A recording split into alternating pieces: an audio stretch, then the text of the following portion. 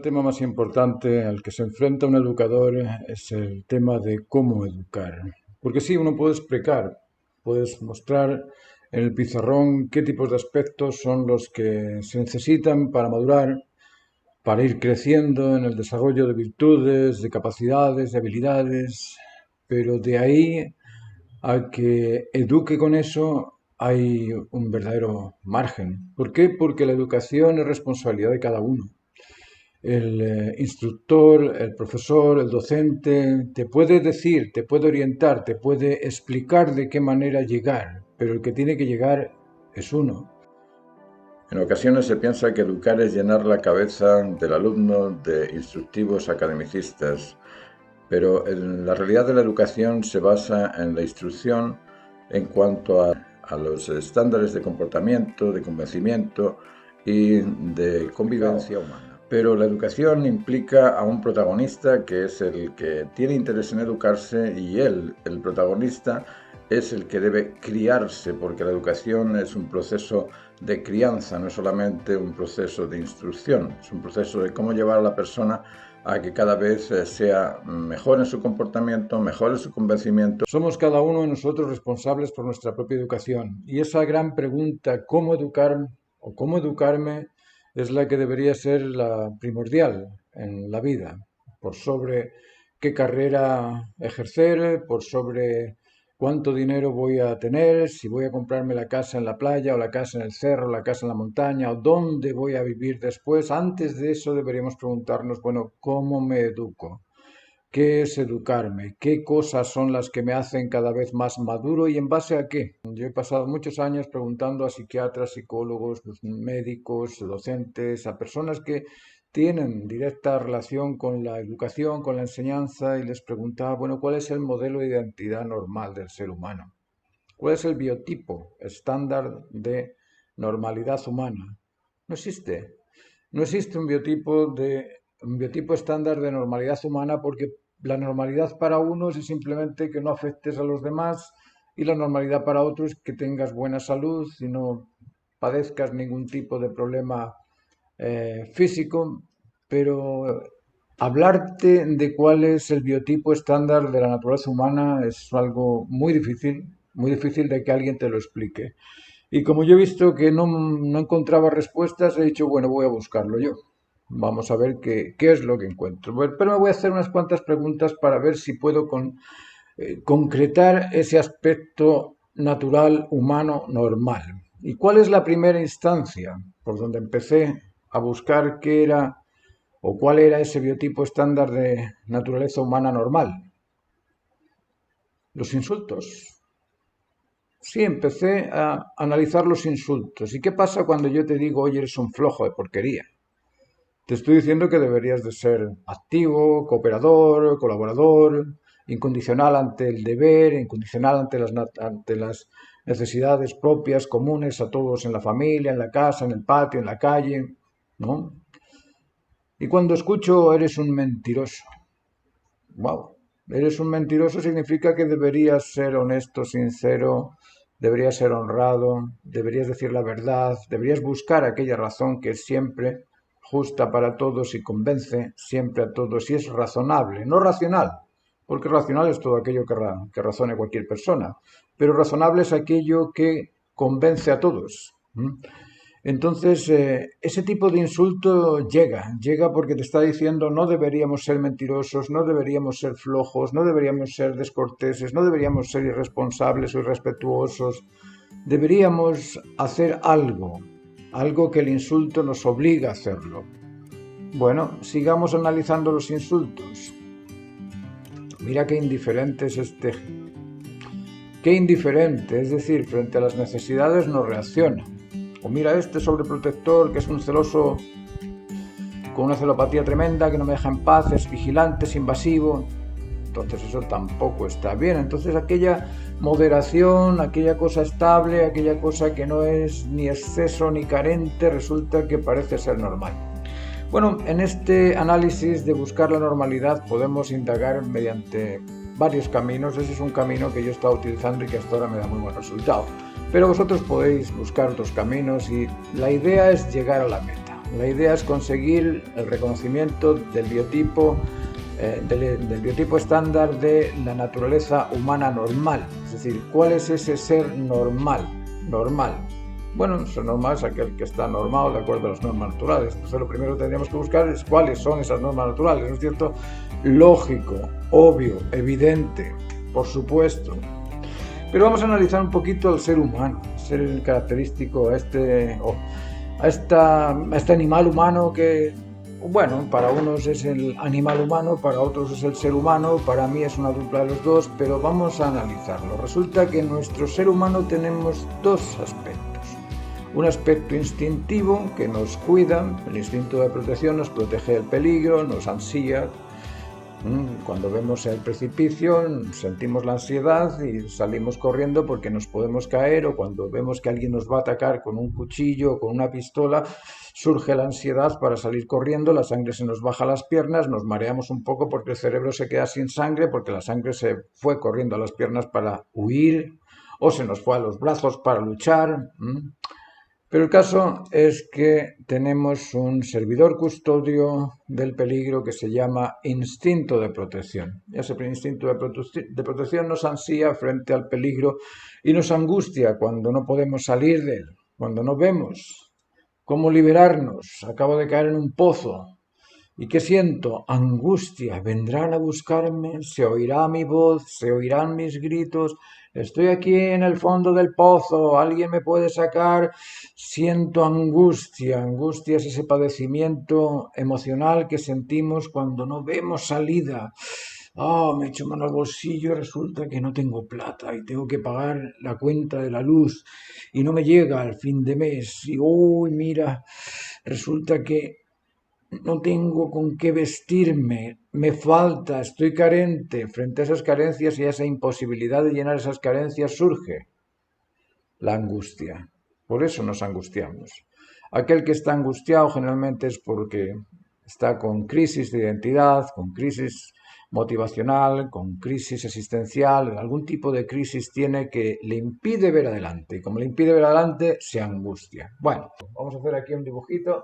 Y este verde es el animal humano. Yo lo voy a pintar así bastante gordito porque, vamos a ver, este señor lo que hace más o menos es comer. No sé si se ve algo, parece que no se ve algo, tengo que pintarlo azul, que no quería. Pero bueno, vamos a pintarlo azul a este ser, como os digo, ser gordito, que pasa su día paseando sin hacer muchas cosas creativas, porque lo único que le interesa a este ser es comer, dormir. ¿Qué es lo que busca este ser? ¿Qué es lo que necesita este ser humano animal? Vamos a llamar a este animal humano, suena más bonito. A este animal humano solamente le hace falta, con una temperatura entre 15 y 25 grados, este ser, se siente bien, con aire limpio, aire sin contaminar y con un poquito de luz del sol. Con eso este ser funciona. Lo único que él tiene que hacer es buscar alimentos, alimentación, hidratación, agua, hidratarse frente a la lluvia, frente al frío, frente al viento, frente a las tormentas, cobijo. Luego este ser, aquí tenemos a este señor, a ese ser feliz de la vida, ese ser con una buena temperatura, aire limpio, sin contaminar, la luz del sol para que la piel no se decolore, alimentación, hidratación y cobijo. Solamente con esos elementos este animal humano vive perfectamente, ¿no creéis? ¿Qué otra cosa le puede faltar al animal humano? Compañía, ¿no es cierto? Claro, compañía. Pero estamos hablando del individuo nada más. El individuo solo, por sí solo, si a mí me dan de comer, me dan de beber, me dejan donde dormir, estoy protegido y además tengo una buena temperatura para no sufrir frío ni calor, si tengo luz del sol y además tengo aire limpio para respirar bien, no necesito más.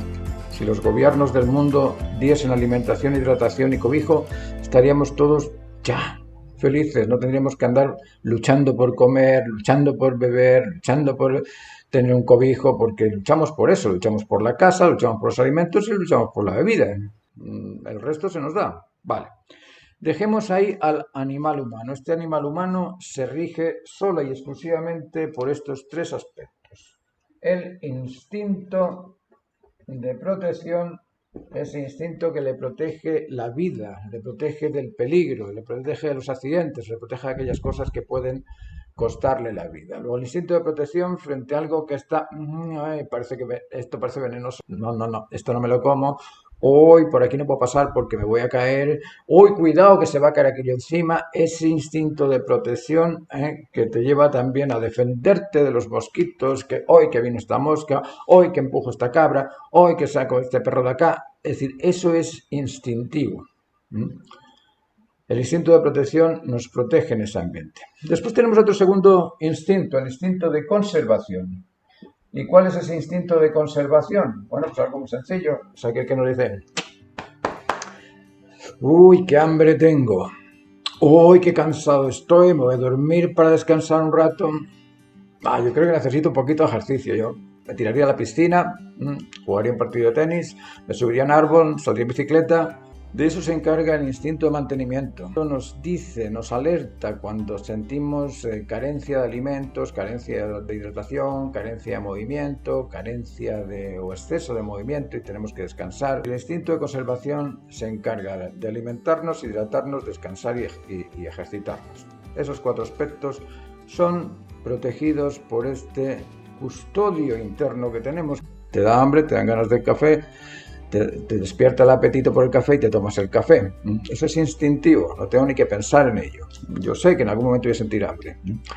El otro instinto que tenemos, además del instinto de conservación y de protección, es el instinto de perpetuar la especie. Nosotros cuando nacimos por algo. Nacimos para crecer, para multiplicarnos y para ejercer el dominio sobre nuestros actos. Luego crecemos de forma instintiva, el animal humano se encarga de que nuestro cuerpo crezca, el animal humano no se encarga de que nuestro cerebro crezca, se encarga solamente de que nuestra cabeza, de que nuestros músculos, de que nuestra fuerza y nuestra energía y nuestra grasa crezca y que perdamos el pelo también. Bueno, eso se encarga nuestro instinto. Pero nuestro ser interior se encarga de educarnos. Todavía estamos en el proceso de ir a comprender esas etapas del desarrollo educativo. Pero vamos a seguir con los instintos. El instinto de reproducción, el instinto reproductor, que es solo y exclusivamente uno, está compartido en dos personas. El instinto reproductor es uno nada más. Pero es dual complementario y implica el aspecto emisor del masculino, el aspecto receptor del femenino. Eso es lo que nos guarda a nosotros, mantiene la especie humana, mantiene la vida del ser humano, mantiene la alimentación, la hidratación, la conservación de la persona, el ejercicio para madurar, para tener buenos músculos, es decir, todas esas cosas se nos dan. Yo no las he pedido. En ningún momento dije, no, yo quiero tener un instinto para alimentarme y que me recuerde cada vez que tengo hambre que tengo que comer. No, eso no pasa. Viene con él, bien, te lo hace. ¿Quién te lo hace? ¿Cómo se hace? ¿Dónde se hace? Pues dentro de la naturaleza, pues todos los aspectos de la naturaleza tienen lo mismo. Estos instintos no son exclusividad humana, estos instintos los tiene el perrito que tengo acá. Cuando salgo veo la codorniz que me mira como diciendo, ¿qué haces tú aquí? Que este es mi territorio. Y voy hacia ella y dice, peligro, este es un depredador, así es que voy a esconderme. La naturaleza sabe cuál es el depredado, cuál es el depredador, tienen esa naturaleza ya inserta porque la naturaleza se lo ha sembrado. Vale, vamos a dejar hasta aquí el tema del animal humano. Yo creo que eso lo entendemos todos, ¿no es cierto? Ahora, este animal humano como que no es siempre tan bueno y tan eficiente y tan... ¿Por qué? Porque este animal humano tiene dos áreas que son muy peligrosas o dañinas o perjudiciales o enfermizas o como lo queráis llamar, pero tiene dos áreas que son así que hay que tener cuidado con ellas. Una es el área del exceso y otra es el área de la carencia. Las carencias y los excesos son extremos. Extremo 1, extremo 2. Extremo por exceso, extremo por carencia. ¿Qué pasa si este señor dice, bueno, como yo tengo aquí este servidor custodio del alimento, yo voy a seguir comiendo chocolate y sigo con el chocolate, una cosa que se llama hígado que anda por ahí cuando se rellena de azúcar, se enferma, se enferma. ¿Por qué? Por exceso. Ahora tenemos al otro. No, yo sabes que como acabo de salir de la universidad y tengo que ahorrar, en lugar de comerme un pollo frito con papas fritas, que es lo que a mí me gusta, voy a comer solamente lechuga con hojitas de hojas de diente de león, que las puedo encontrar por ahí por la calle y me sale baratito el plato. Así es que un platito chico con hojitas de diente de león, y si encuentro por ahí alguna acelga en el camino y no sé, alguna verdurita, algunas hojitas que encuentre por allí, pues es suficiente para alimentarme y acabo con una anorexia. ¡Wow! Luego, tanto el exceso como la carencia son extremos que tenemos que controlar. ¿Y quién lo controla? El que controla eso es el ser humano. Estamos hablando de la alimentación, pero ¿qué pasa con el... Son las 10 de la mañana y hoy no tengo nada que hacer, me voy a quedar durmiendo hasta las 5 de la tarde. Creo que mañana tampoco tengo que ir a trabajar, así es que también me voy a quedar durmiendo hasta las 10 de la noche. ¿Para qué voy a lavar? Voy a gastar jabón. No, me quedo aquí. Y pasado mañana también, y resulta que cuando intentas mover el cuerpo, se te ha atascado la maquinaria y dices, ¿será lumbago? ¿Será lumbago o será por el vago que soy yo? Y bueno, pues un poco de los dos, ¿no? Un poco de los dos, acabas con enfermo. Ahí tenemos otro exceso. Luego, todos estos excesos o carencias físicas o fisiológicas se deben a la falta del control, a la falta de control del ser humano. Ahora vamos a ver el otro ser, el ser humano, ese ser que está junto con el animal humano. Vamos a dibujarlo acá, a este ser humano, y lo vamos a hacer.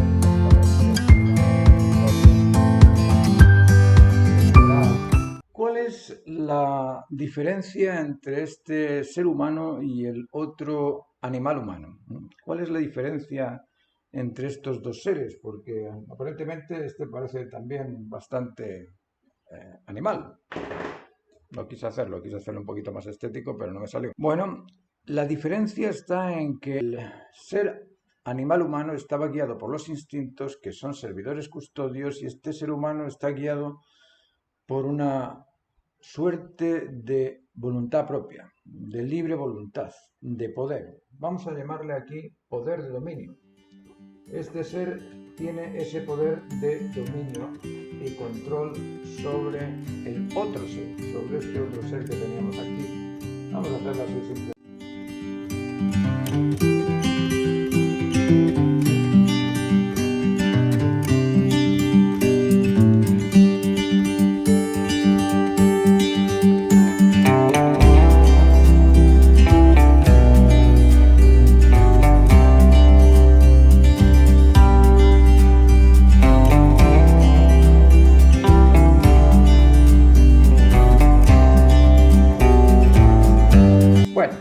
Total, que tenemos al ser humano. Y ese ser humano, el primer aspecto que tiene y que le diferencia del instinto es que tiene poder sobre su sensibilidad, sobre su conocimiento y sobre su voluntad. Es decir, tenemos emoción, intelecto y voluntad.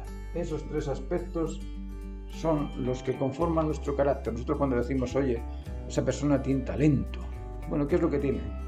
Tiene sensibilidad para captar aquello que es necesario y resolverlo. Tiene inteligencia para reconocer las razones que se ajustan, o para decirte aquellas cosas que son ciertas. Y tiene también unas habilidades manuales, táctiles, motrices, que le permiten hacer cosas que otros no llegamos a hacer. Entonces ahí vemos el talento como suma de sensibilidad, conocimiento y actitud. Luego esa voluntad, esa inteligencia y esa sensibilidad se dan en el ser humano. Y por sobre eso, el ser humano tiene un poder intencional, selectivo y poderoso. Poder poderoso. Queda bien, pero bueno. El ser humano es intencional porque tiene emoción, porque siente, y la emoción es la capacidad sensible que nos permite captar lo necesario. Entonces, como es un ser sensible, se emociona, siente, pretende, está siempre con la expectación de a ver si consigo, a ver si realizo, a ver si me satisfago, a ver si son necesidades que provienen de la emoción, de la capacidad sensible. Y esas necesidades, como el ser humano es intencional, las realiza, pero las realiza voluntariamente. El animal humano es autómata y el ser humano es autónomo. Sensorial es ser capaz de captar esas sensaciones. Decimos, en otros vídeos hemos explicado lo que son sensaciones, sentimientos, todas estas cosas, pero a nivel emocional la sensación no es nada más que un exceso, una carencia de lo normal. Ese exceso, la carencia de lo normal lo percibimos con nuestro cuerpo, con el cuerpo. La sensación se percibe con el cuerpo. Ahora, la respuesta a la sensación la provoca nuestro intelecto.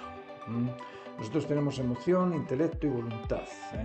Esa comprensión de qué tipo de sensación o qué tipo de necesidad es útil para saciar o satisfacer o restituir o cambiar o resolver esa sensación, eso lo dictamina nuestra conciencia intelectual.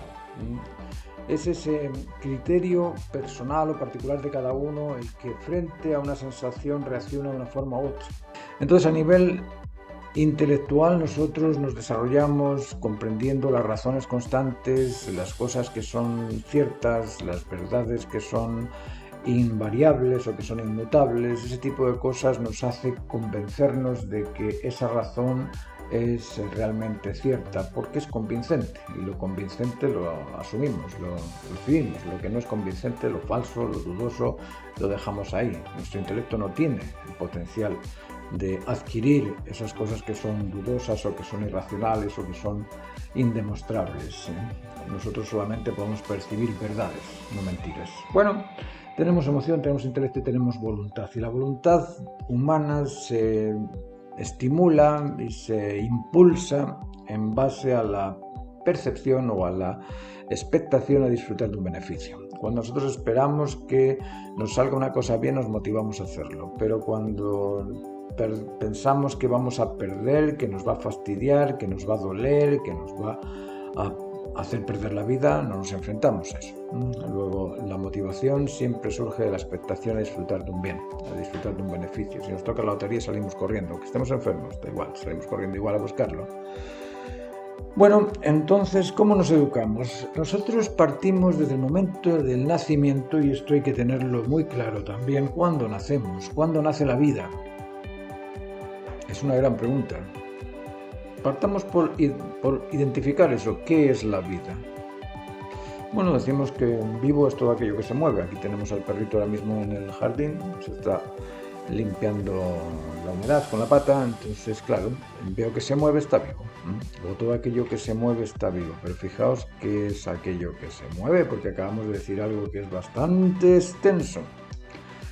Porque se mueven los animales, se mueven las plantas.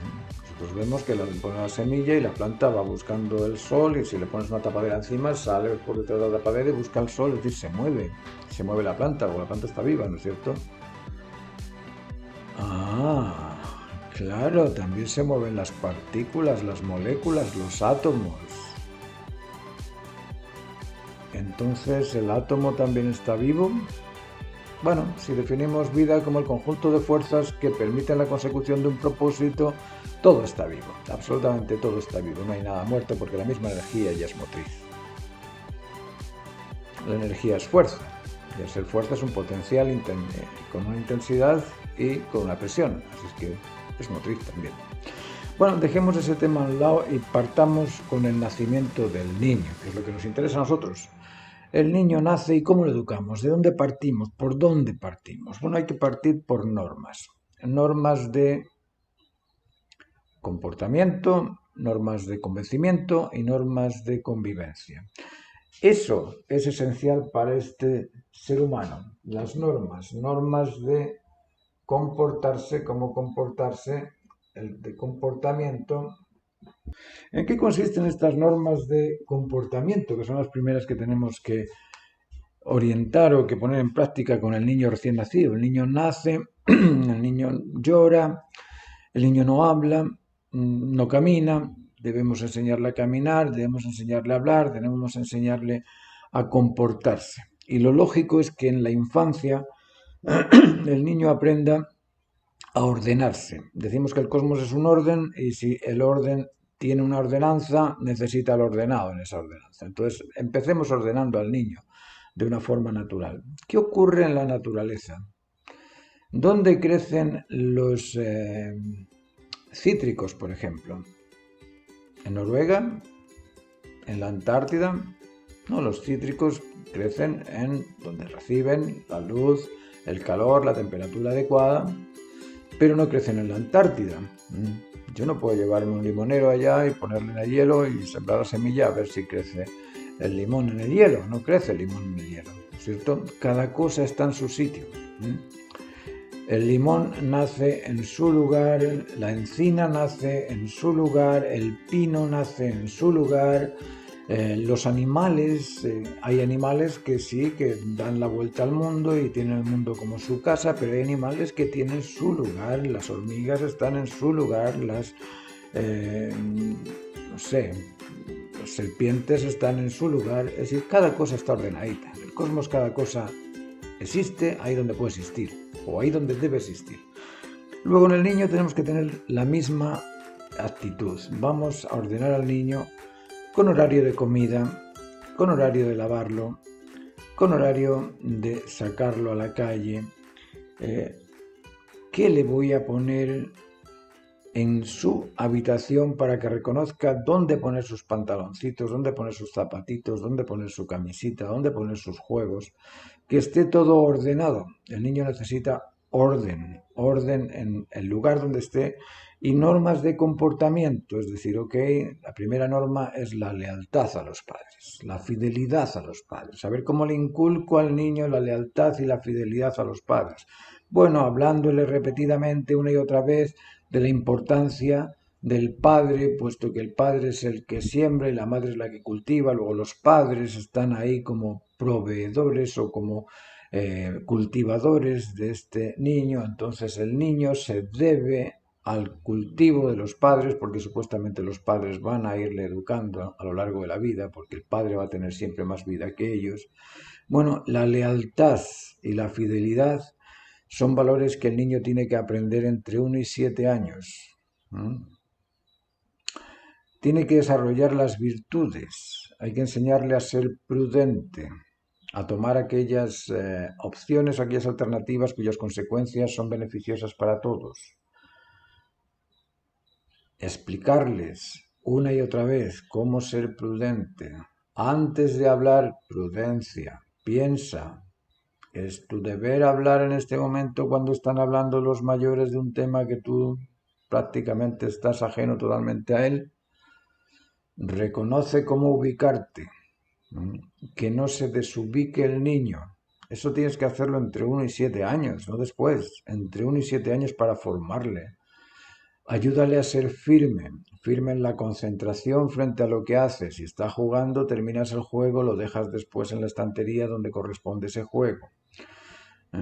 Si estás comiendo, termina de comer, tú llevas el plato, que no sea la madre la que lleva los platos porque le deja al niño ahí sin nada que hacer, cuando el niño tiene que responsabilizarse por el plato de comida que está vacío. Luego el niño tiene que llevar su plato a la cocina y tiene que aprender a lavarlo desde niño.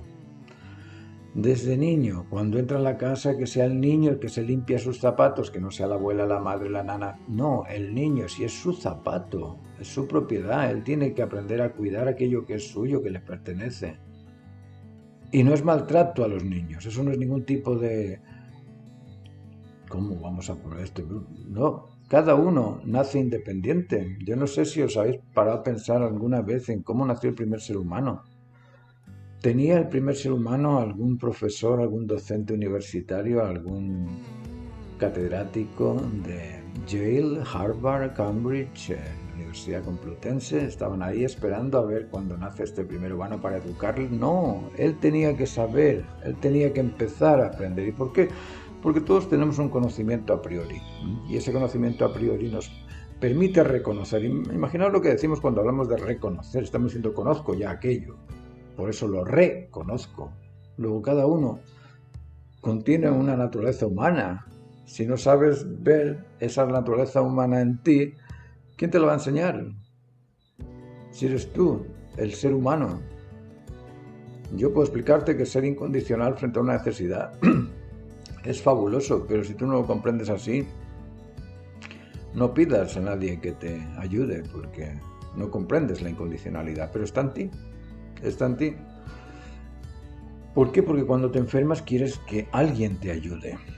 Cuando estás solo y necesitas ayuda, piensas que alguien te ayuda. Luego, bueno, vamos a seguir con el tema de las normas de comportamiento del niño. El niño tiene que aprender a ser fiel, leal a los padres,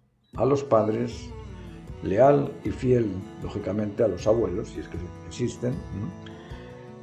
Tiene que aprender a ser prudente, firme y templado. Tiene que saber templarse. Esas rabietas de niño chico no las hagáis ni caso.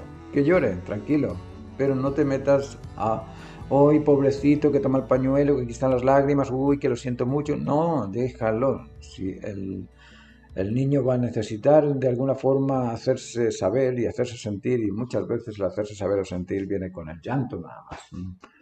Vale, si el niño es prudente, firme y templado, si se le enseña al niño a atender, a entender y a estar atento a las necesidades propias de la familia y a responder a esas necesidades y esos deberes, y si se le enseña al niño a seducir con afecto, persuadir con verdad, motivar con lo ejemplar, ya con eso tenemos un niño disciplinado, al menos un niño disciplinado. Disciplinado para que después cuando vaya a la escuela, después de sus 5, 6, 7 años, cuando entre al colegio, ese niño pueda controlar a ese animal humano instintivo, sentarse en la clase y poner atención a lo que dice el profesor porque está acostumbrado a atender, entender y estar atento.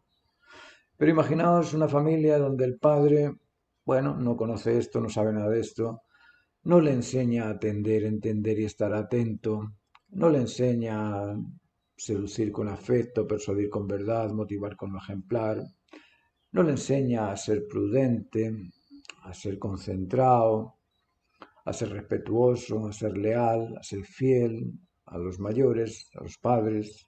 ¿Qué podéis esperar en el colegio? ¿Creéis que las matemáticas le van a entrar por sí solas? Sin un receptivo interesado en las matemáticas. Luego, la primera etapa del desarrollo infantil del ser humano, no del animal humano, del ser humano, es muy importante porque si a este ser humano no le enseñamos a ser prudente, va a hacer que cada pedido de este instinto, de este animal humano, cada apetito de este ser, pues al ser imprudente, este va a caer en la tentación del apetito de comerse el arroz del vecino, de comerse la ensalada de la mamá, de comerse el turrón del hermano, de comerse el chocolate hasta inflarse. Es decir, no va a haber poder, no va a haber dominio, no va a tener dominio ni control sobre los apetitos. El tipo de criterio que tenemos nos permite convencernos de unas cosas u otras. Por eso que es muy importante alimentar ese criterio desde la infancia con conocimiento racional, con conocimiento humano, con conocimiento que sea verdadero, porque si no, todo artificio que se absorbe en el camino nos sirve para justificarnos. Y si esos son criterios, eso es el criterio. Y ese criterio es el mismo criterio del líder que te dice, bueno, hay una pandemia, da lo mismo, salgamos todos a la calle a divertirnos y da igual cuando llegue la pandemia que llegue. Es criterio. Todo eso es criterio. ¿Y cómo hacemos para normalizar nuestro criterio? Regirnos por las normas de convencimiento. ¿Cuáles son esas normas de convencimiento? La primera norma es que todo aquello que no se ajuste a una razón razonable no debe ser adquirido. No debe creerse aquello que no está demostrado ser válido. Puedes guardarlo. Luego, la primera de las normas de convencimiento es buscar la razón justa. ¿Cómo se llega a la razón justa? Se llega mediante la deducción y la inducción.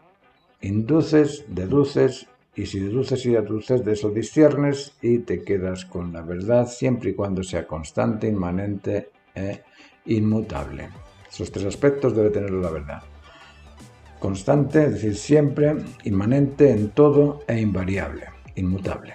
Esos tres aspectos te dicen que aquella razón que reúne esos tres elementos, esos tres aspectos, es verdad y va a ser verdad siempre. El teorema de Pitágoras es verdad siempre. El área, el volumen de la circunferencia es verdad siempre. ¿Okay?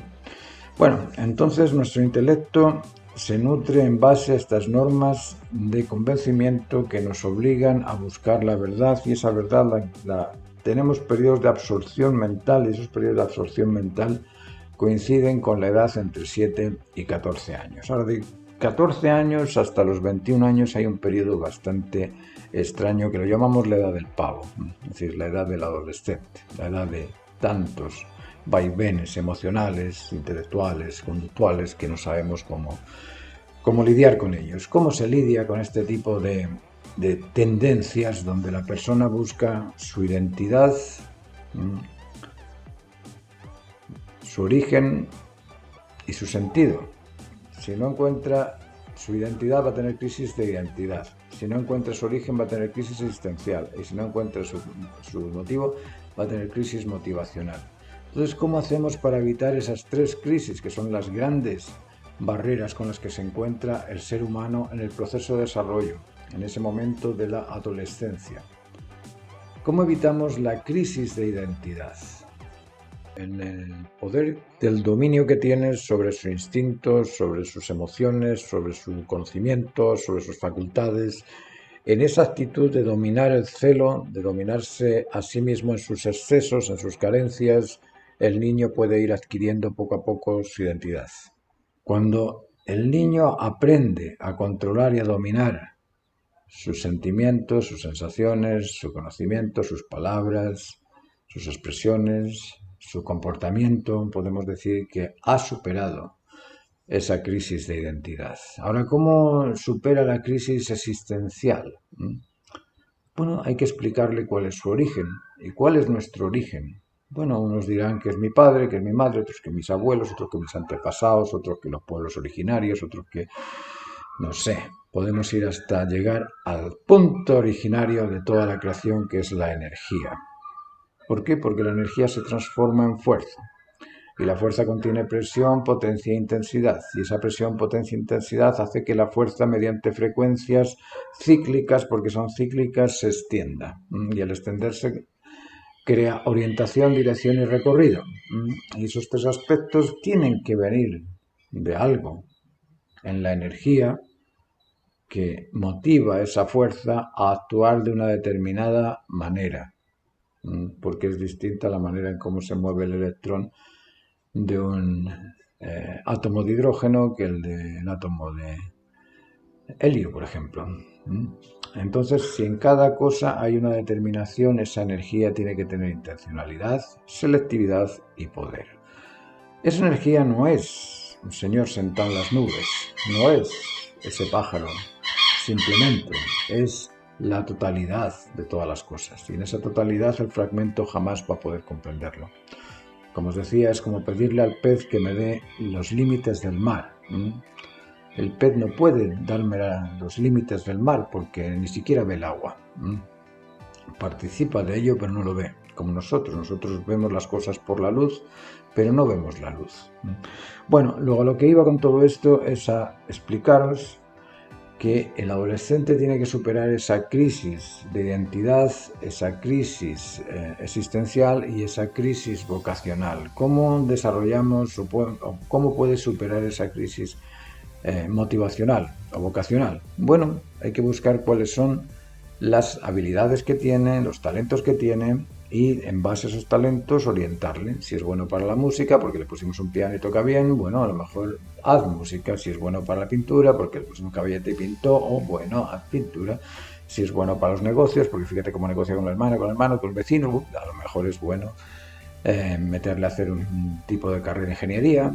O si es bueno para escribir, bueno, a lo mejor puede ser un literato. Es decir, dejarle posibilidades en base a sus habilidades, ¿eh? Y de esa forma supera esas tres barreras de la crisis de identidad, crisis existencial y crisis motivacional. Vamos a dejarlo hasta acá, nos faltan todavía, y hemos llegado hasta los 21 años, entre los 14 y 21 años, tenemos que hablar un poquito de los vaivenes que surgen por el hallazgo de una identidad única en el adolescente, en los vaivenes que surgen también por las diferencias sexuales, porque se reconoce ser un complemento genital del órgano genital, porque el órgano genital es uno de los dos, del hombre y la mujer, pero es uno nada más, pero se reconoce con una serie de diferencias del otro y tiene que ir comprendiendo la razón de esas diferencias. Todas las razones son por y para, así es que en esa razón tendrá que entender por qué es así y para qué es así su órgano. Y hay otro tipo de vaivenes que tienen que ver con la competitividad, con ese desarrollo del ser más que el otro. Quizá es parte de la naturaleza porque todos somos depredadores y se necesita ese tipo de actitud competitiva para posicionarse. Vamos a dejarlo hasta aquí, como os digo. En el próximo vídeo vamos a continuar con el adulto, con qué sería o qué nos caracteriza ser adultos. Muchas gracias.